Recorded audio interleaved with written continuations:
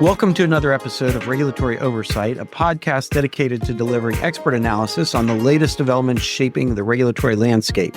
I'm one of your hosts, Stephen Piepgrass, and the leader of our firm's Regulatory Investigation, Strategy, and Enforcement, or RISE, practice group. Our podcast highlights insights from members of our practice group, including our nationally ranked state attorneys general practice, as well as guest commentary from industry leaders, regulatory specialists, and government officials. Our team's committed to bringing you valuable perspectives, in-depth analysis, and practical advice from some of the foremost authorities in the field today. Before we begin, I encourage all our listeners to visit and subscribe to our blog at regulatory-oversight.com to stay current on the latest in regulatory news today. Today, I'm joined by my colleagues David Navetta and Lauren Geiser from the Privacy and Cyber Practice Group, along with Dan Waltz from our RISE Practice Group, to explore the dynamic landscape of state attorney general actions concerning data privacy and AI.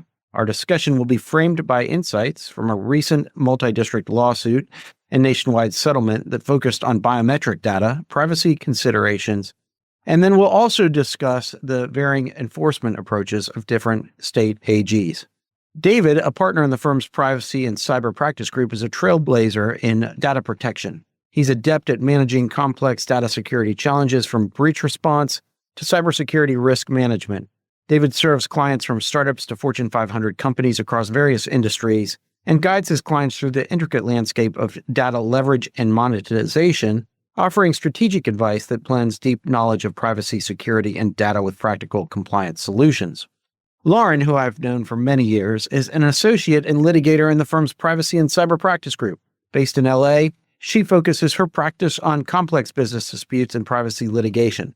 Lauren has represented major financial institutions and large data companies in high-stakes litigation across federal and state courts. Lauren also has experience representing clients in state AG matters and SEC enforcement actions. Dan is an associate in our RISE practice group and has a robust background in navigating the complex intersection of industry and government.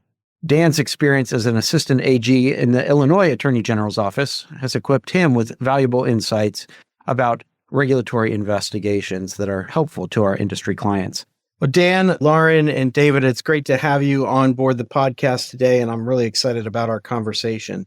Obviously, the topic here is Clearview AI and the settlement deal that was okayed by the judge, as well as some more recent developments, including a state filing suit. So maybe it would be helpful for one of you to provide an overview of the lawsuit and bring our audience up to speed on it as part of setting the stage for this conversation.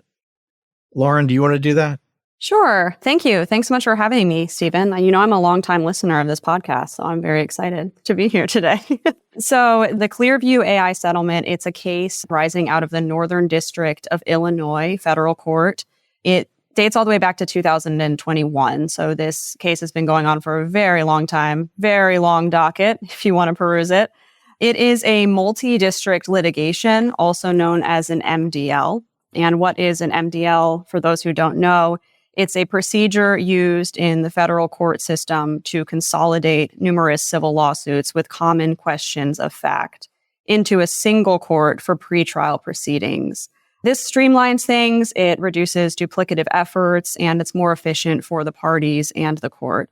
It's different from a class action. In an MDL, each individual case remains separate, but in this case, the litigation proceeded as an MDL, but the settlement was essentially negotiated as a class.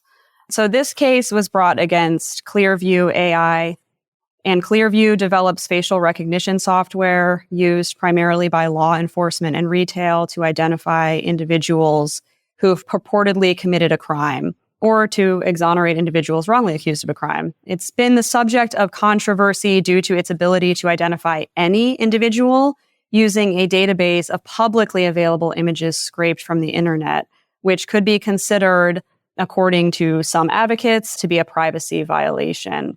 So in 2021, these lawsuits began. They alleged various violations of state privacy laws, including BIPA, in Illinois statute that I believe Dan is going to speak more about.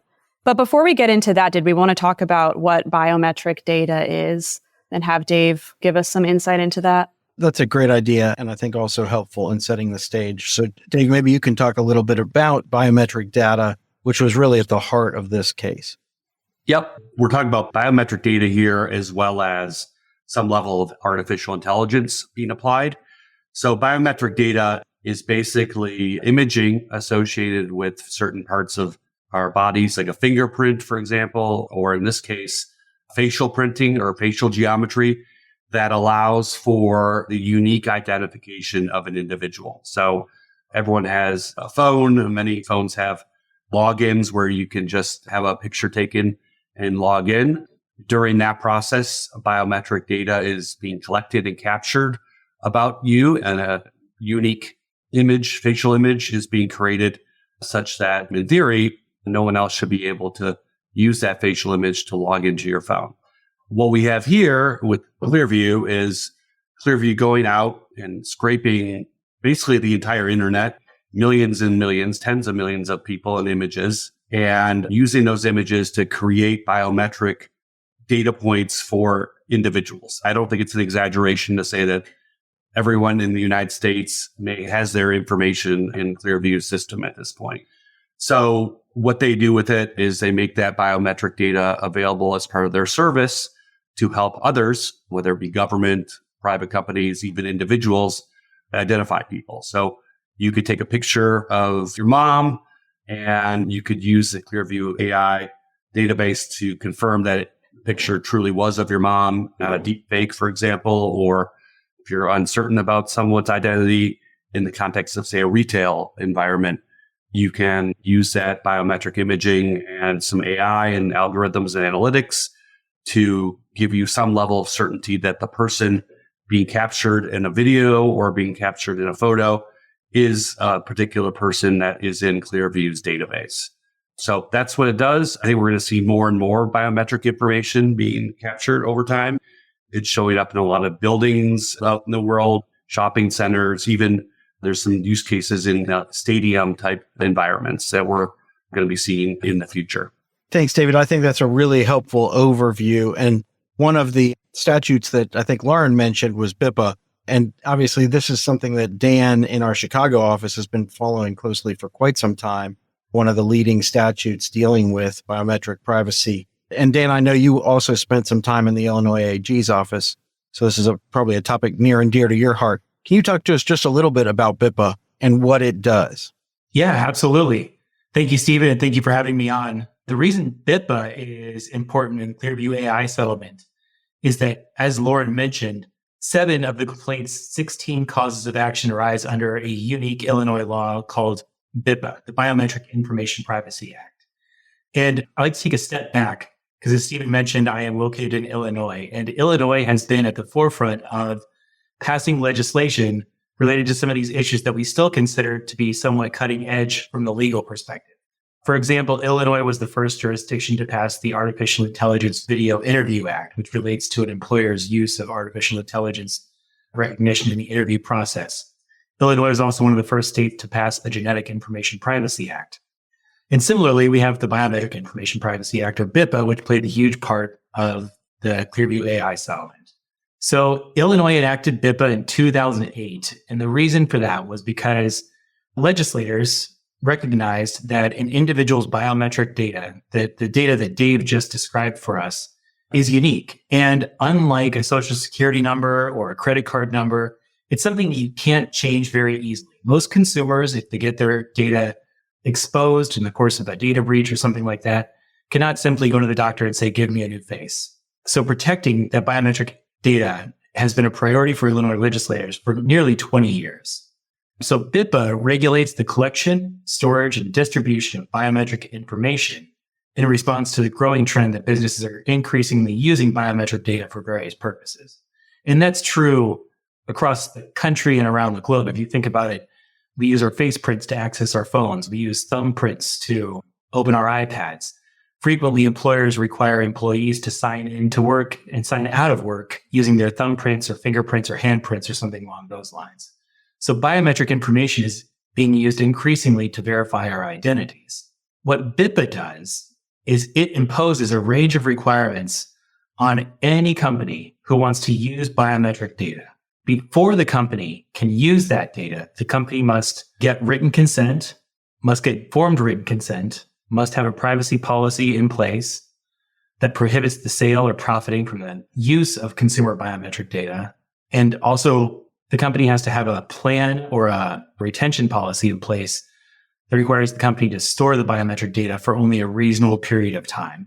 And so in the state of Illinois, BIPA has been used by plaintiffs' attorneys for quite a while now to sue companies who unknowingly or without intending to violate BIPA deployed a fingerprint or face recognition clock system, for example, at their facilities, and that unless the employer complied with the specific notice, disclosure, policy, and retention requirements of BIPA, that employer could be subject to litigation from the employer. And the way that we saw a lot of these cases rising up in Illinois is that plaintiffs' attorneys would file a class action on behalf of all employees who worked for a specific employer, seeking the statutory damages for each violation of BIPA. And that's really where BIPA becomes unique and important from the private individual standpoint. BIPA is unique in the sense that it does include a private right of action. It is not something that attorney generals can only enforce. And so individuals can come to court and demand their statutory damages. BIPA's private right of action allows individuals to recover $1,000 or actual damages for a negligent violation of BIPA, and up to $5,000 or actual damages for an intentional or reckless violation, plus reasonable attorney's fees and costs. And the way that the statute was interpreted was, in the way that it is still interpreted to this day, is that every scan, every thumbprint scan, every time you clock in and out of the office can be a violation of BIPA.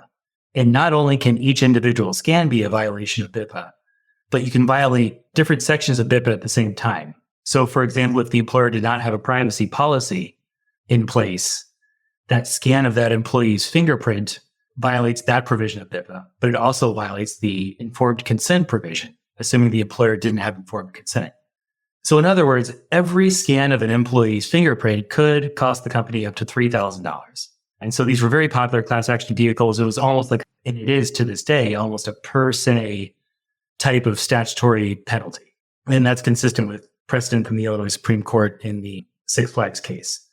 There's been one amendment that I want to just briefly touch. In August of 2024, the legislature recognized that allowing 3 statutory violations for each fingerprint or each face scan was a little bit excessive. And so the statute has been clarified just recently to say that every thumbprint is one violation, regardless of how many different statutory violations might be involved. So now it's only $1,000 per scan instead of $3,000 for a negligent violation. So it's a really interesting law. It's resulted in a lot of press-worthy settlements.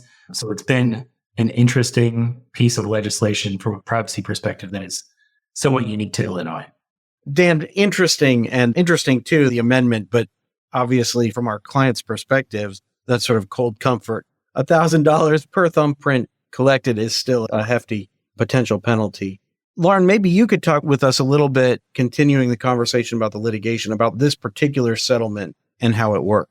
Yeah, absolutely. So as I said, this case is old. It's been going on for a while. And after about 6 months, they tried to settle multiple times. It's kind of like a winding, meandering path to get here. But the parties negotiated for about 6 months. They retained retired federal judge from the Northern District of Illinois, Wayne Anderson, to oversee settlement negotiations. And they landed on a settlement agreement providing the settlement class, because again, I said this is an MDL, but the settlement was essentially negotiated as for a class. The agreement provided the settlement class with a payout from a 23% equity stake in Clearview. Now, this is what the court called, in its own words, a Goldilocks percentage. It represents the outcome of a delicate balancing act by the parties. Too large of a percentage ran the risk of preventing Clearview from attracting the investors necessary for the startup to grow and provide relief to the settlement class. But too small of a percentage would not have been commensurate with the injuries of the settlement class and, as the court said, the zealous advocacy of their claims by lead class counsel. So this Goldilocks percentage, this just right percentage, was 23%, and that's what the parties agreed to. But that's not the end of the story. I mean, what does 23% equity stake mean? The settlement fund will be funded and paid by the triggering of one of 4 events that the parties agreed on. The first event is the occurrence of an IPO, initial public offering. The second event is the occurrence of a liquidation event, such as a merger or consolidation or sale of all or substantially all of Clearview's assets. The third event is a payment by Clearview of an amount equal to 17% of Clearview's GAAP recognized revenue for the period commencing on the date of final settlement approval and ending with the election of this option, which expires on September 30th, 2027. Or the final triggering event is the amount the settlement class will receive if it elects to sell its right to receive the settlement stake payment. So it's a really interesting settlement, and we love a creative settlement. I mean, we often negotiate, especially in these cutting-edge privacy cases, we try to think outside the box about how parties can resolve matters. But how does it actually unfold? How does this unfold if the settlement class decides that they want to cash in? So they appoint a settlement master who has the right to, upon reasonable notice, they can inspect Clearview's books and records. They can request to receive biannual interviews with Clearview's management team, and they can request to receive information regarding the price and terms of any secondary sales of Clearview stock. In addition to holding the 23% stake until one of the 4 triggering events we discussed earlier, the settlement master also has the authority to sell the settlement class's rights to a third party, which would immediately distribute the proceeds to the settlement fund. That can only take place if the settlement master determines that's in the settlement class's best interest. Everyone's favorite part of a settlement, attorney's fees. The settlement fund will serve as the source of all attorney's fees, which are 39.1% of the settlement fund. So that's really what it looks like. And we're just really taking it all in and thinking about how this will play out. The settlement master has a really important job and an ongoing job. The parties settled this matter, but it's not really certain what's going to happen, how much the parties will be paid, and which triggering event they will choose. So it is a very creative approach to settling an action where the company is a startup, but the damages alleged are very high. So we've been watching that and thought it was very interesting from a litigation perspective. We mentioned that one of the things of the settlement that will become relevant is that there's no injunctive relief associated with it. And so that is also somewhat unusual in this context.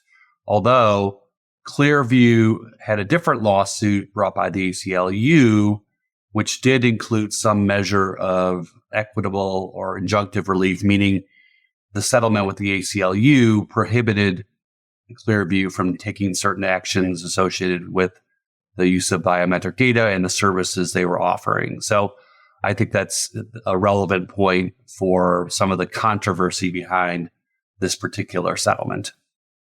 Yeah, absolutely. And it's interesting the interests that this settlement creates, right? Because these plaintiffs filed suit against the Clearview for its conduct, but then, is there a part of them that's hoping that the conduct continues and the company thrives so that their 23% stake is fair and beneficial to them? It's an interesting point. On that point, right, at the sweet spot, 23%. Dan mentioned it a second ago, BIPA and the statutory penalties up to $5,000 per violation. When you're a company that is scraping millions and millions of facial images and taking all these various steps to provide this service to thousands of customers, the number of violations they had multiplied by anywhere from 1,000 to 5,000 person or a violation probably is in the billions and billions of dollars. So if you literally awarded a settlement or even a judgment on that count, Clearview is completely out of business, right? And so that is what I think they're trying to balance here, is to try to get some sort of remedy out that can actually be beneficial to the consumers who are affected by this without just completely putting Clearview under.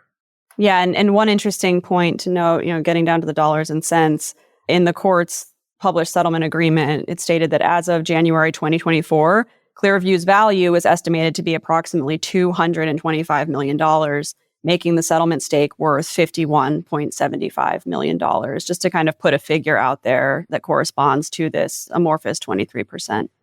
Yeah, the other interesting piece about this settlement that I thought, Dan, I'm sure you found interesting as well, was that it was approved over the objection of 22 state AGs, including the District of Columbia.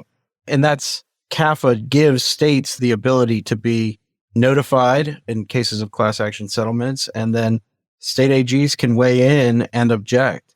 And that's what these states did through an amicus brief led by Vermont, which then turned around and filed its own suit against Clearview AI. So, Dan, maybe you could talk just a little bit about that process and its ramifications. Yeah, absolutely, Stephen. So you're right. We had 23 AGs, 22 states, and also the District of Columbia, who filed an objection under their CAFA authority. And the objections primarily to two issues. The first one was specifically the concern for the consumers and the monetary relief the consumers would get. And the AGs were concerned that by providing this equity stake, there's no guarantee that consumers will get anything. In other words, if Clearview AI folds that 23% equity stake, 23% of zero is still zero. So there was the concern over whether or not the consumers would get any real monetary relief in this settlement. And a second primary concern for the AGs was the lack of any meaningful injunctive relief. And essentially what happened here is that Clearview AI had settled a lawsuit by the ACLU a couple of years prior, and that was specifically an Illinois class of litigants. And so in that Illinois class, there was limited injunctive relief afforded primarily to Illinois residents. That's really the limit of the injunctive relief afforded. But the existence of the injunctive relief in Illinois allowed the judge to say, well, I understand your concerns, state attorney generals, with respect to the business practices, but it's not fair to say that there is no meaningful injunctive relief because of what occurred in the ACLU case a couple of years earlier.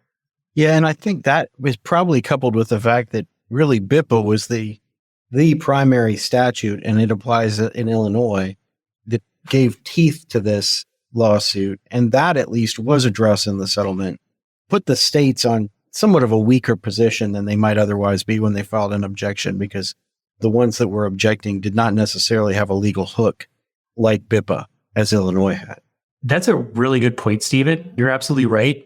There are a few other instances of Biometric Information Privacy Act. Texas and Washington have fairly robust ones that mirror Illinois, but those do not provide a private right of action. And then other states like Colorado and California reference biometric data in their comprehensive consumer privacy acts, but they're markedly different from BIPA. So you're absolutely right. And that was, I think, Judge Coleman did mention the fact that Illinois was unique in the sense that it actually had a statute and a law to enforce around the biometric information privacy at issue. So when you think about it like that, the legal position of the states to object is weaker. Yeah, than in many other cases. Yeah. As you all know, and as our listeners know, we often like to wind up things with takeaways, and maybe I'll start with my thoughts on that. And mine deal with this objection by state AGs. As companies are thinking about class actions, always keep in mind that notice provision under CAFA. It may be worth it to try to avoid objections, reaching out to attorneys general and working with them to get them comfortable with settlements, particularly ones that have significant public policy ramifications.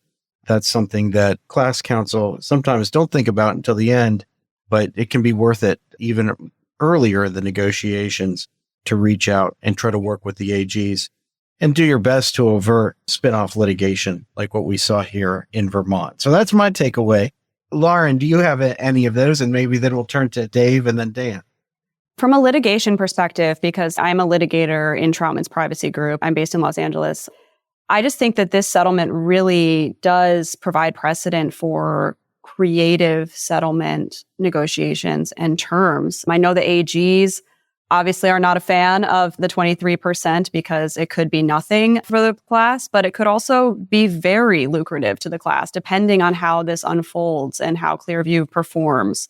So from a freedom of contract perspective and from a creative settlement perspective, I think this is a really innovative settlement agreement and something that we're keeping in mind for our clients as we litigate and, as always, try to resolve matters to the parties and our clients' satisfaction whenever we can to keep things from ballooning or getting bigger, which is always a risk in privacy cases because It's all over the news, it's everywhere, and navigating that is challenging. So it's a creative settlement, and we're interested to see if other similar settlements arising from biometric data follow.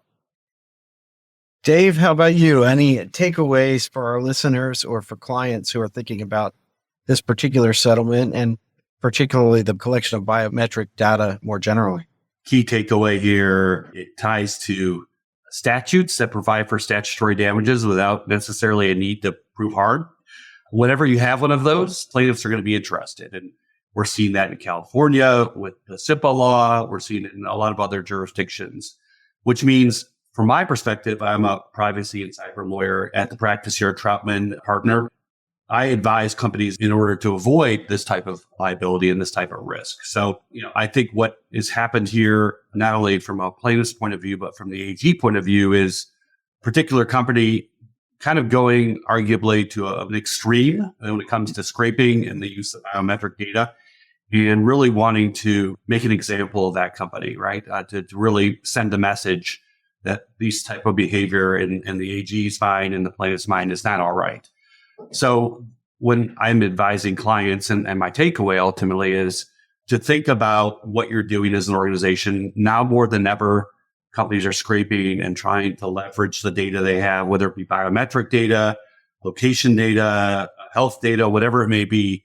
And there are some footfaults and some traps that can happen if that's not done correctly and done with an eye towards the potential risks, not only from the litigation point of view and the state AG and federal AG and international regulator point of view, but even from the customer relations point of view, right? So taking all of these things into account now is more important than ever if you're a company that's heavily reliant on the use of personal data to provide your business products, services, what have you. So that's my takeaway is be proactive. Use this particular red flag as a way to analyze your own practices and hopefully avoid a similar outcome. Great points, Dave. Dan, I'll give you the last word. Any final takeaways on your end before we wrap up? I'll take the last word, Stephen. Thank you. From my perspective, the most interesting thing about this settlement is how the plaintiff's attorneys leveraged the interests of the AGs to create a settlement that really protects Clearview AI and protects the private individuals who stand to receive compensation from the settlement. And so really it was the negotiation by Clearview AI's counsel, I think, who set this up in a way that helps ensure that Clearview AI has a long path forward that won't be crushed by regulatory pressure.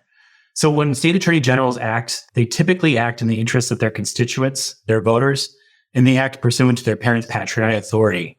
And in this case, there's a question: what does parents' patriae authority mean? On the one hand, the class is set to potentially receive millions of dollars, tens of millions of dollars through the equity stake. But on the other hand, the AGs don't interpret any meaningful injunctive relief in the settlement. And so if the AGs were to pursue their goal of meaningful injunctive relief on the one hand, under their parents' patriae authority to protect their constituents, that risks or places in jeopardy any sort of monetary relief, because the injunctive relief the AGs want is for Clearview AI to stop doing its business, which will render its business value virtually nothing, meaning plaintiffs, the class individuals, will not get any money at the end of the day. And so there's a balancing act that every single AG is going to have to do now. And that is whether it is more important from their policy and electoral objectives to ensure that the individuals receive monetary compensation, or to ensure that there is, from what the AGs perceive as, sufficient injunctive relief. And pitting those two issues against each other really creates an interesting dynamic, I think, that is going to have a lot of AGs scratching their heads. And there is at least one state, as Stephen referenced earlier on in the podcast, Vermont, which has seemingly made that decision. And Vermont did, in fact, file its own lawsuit on April 25th. And that lawsuit essentially, if successful, will preclude Clearview AI from operating within that state. And more states that follow suit create greater jeopardy for Clearview AI's business model, further jeopardizing the potential monetary relief of the class. So it's just a really interesting dynamic. Very cool to observe in real time, and definitely worth watching those subsequent state AG litigations that come from this. I agree. I think we will all be watching this closely, and particularly looking to see what happens with that Vermont case. David, Lauren, and Dan, thank you again for joining me today. I've thoroughly enjoyed our conversation, and I'm confident our listeners have appreciated your insightful perspectives. And thank you to our audience for tuning in. Remember to subscribe to this podcast on whatever platform you choose, and we look forward to having you join us again next time.